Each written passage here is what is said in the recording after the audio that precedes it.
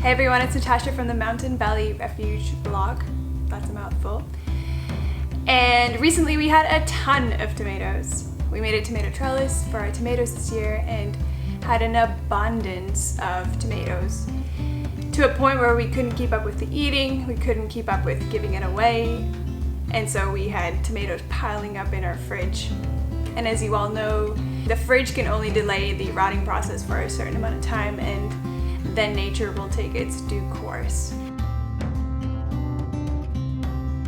And so I've just been leaving the tomatoes in the fridge, waiting for the magical day when they will make themselves into sauce and be preserved. And so Walter keeps reminding me, hey, we gotta process these tomatoes. And one afternoon, he comes up with the great idea that we should put them into our food processor and puree them and freeze them, which was a brilliant idea, and I couldn't believe that I hadn't thought about it. We gifted ourselves a food processor, and the machine is a beast. We went with the Cuisinart 14 cup, and we've been loving it. It makes quick work of chopping, slicing, grating cheese, and would be perfect for pureeing these tomatoes into a sauce. And so that's just what we did. I busted out the food processor, plugged it in, and got set up to get processing.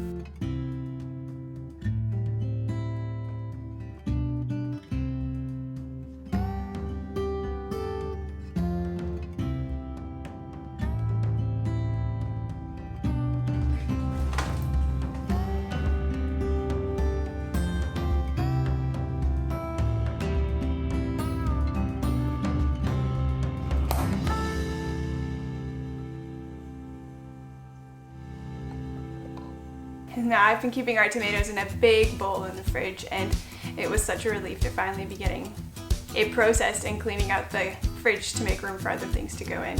Now we had the most delicious orange tomato, which is called the Orange Icicle from Baker's Creek, and that's the ones you'll see here, as well as some of the red varieties that we had.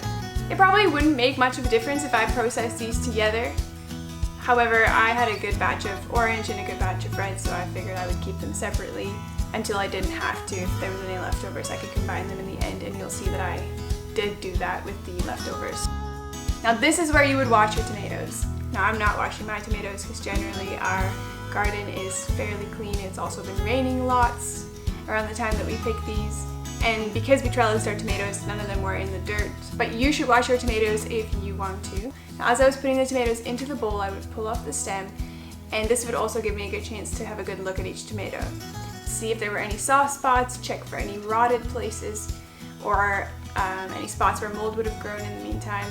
And I would feel the tomatoes, and if there had been pretty significant rot or mold, I would cut that part out, of course.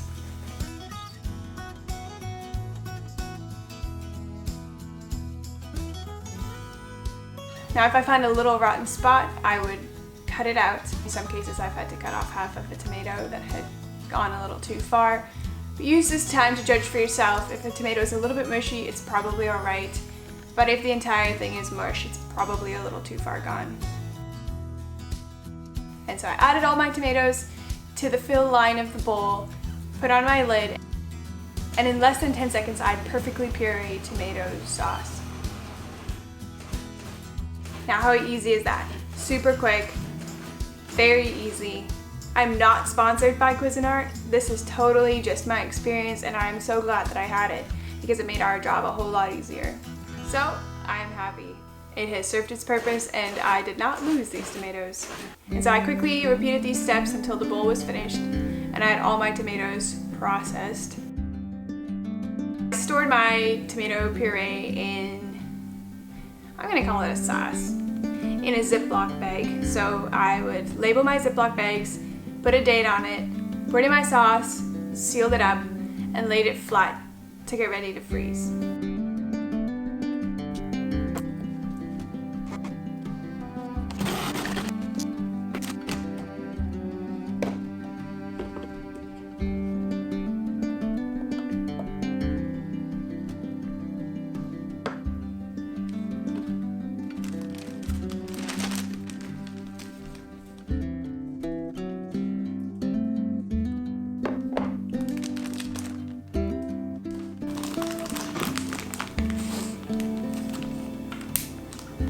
I would like to add a note here that one day I would like to freeze food without having to use a Ziploc bag. Ziploc bags are great, but it's always disheartening when you're finished with the Ziploc bag and there it goes into the garbage.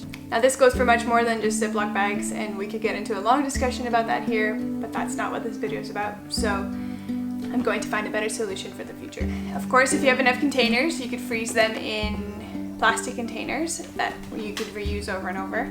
That's another alternative to Ziploc bags. Now this tomato puree is tomato sauce enough for me to use for a chili or a pasta sauce, or I could even make a pizza sauce. Whatever kind of dish where I would normally grab a can of tomatoes from my pantry and add it to make some sort of tomatoey sauce, I can use this puree in future. I'll probably be using this puree to cook further and turn into some kind of meal where I would add spices and onions and garlic, and so all of that is later. I know that it would be great if you could make this sauce in advance with all of those things already so that you could just pull it out of the freezer and it'd be ready to use. But in this case, I don't know what kind of applications I'm going to use it for yet, so it works perfectly well for me to just puree it, freeze it, pull it out when I need it, and then make what kind of flavor choices I want at that point. Another tip I can give you here is to freeze your tomato sauce. It's helpful if you put a layer of paper towel between each block of tomato sauce so that when they freeze they don't end up sticking together, but that you can pull them apart easily. That way also when it's frozen you can stack them vertically or lay them down horizontally, whatever your freezer will allow. Now what else can you do with these tomatoes? If you're really pinched for time, you can just take these tomatoes and repeat the steps where you're pulling off the stems, making sure they're not too mushy, cutting out any rotten parts, and just throw them in a Ziploc bag and freeze them that way. Tomatoes defrost really well.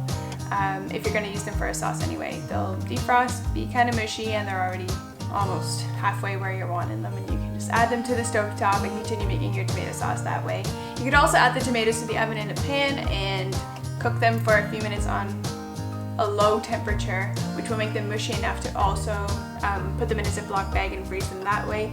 Or you could add it to a jar with oil and keep it in the refrigerator for a few months. Happy tomato preserving, friends. I hope that you'll be back soon for the next video.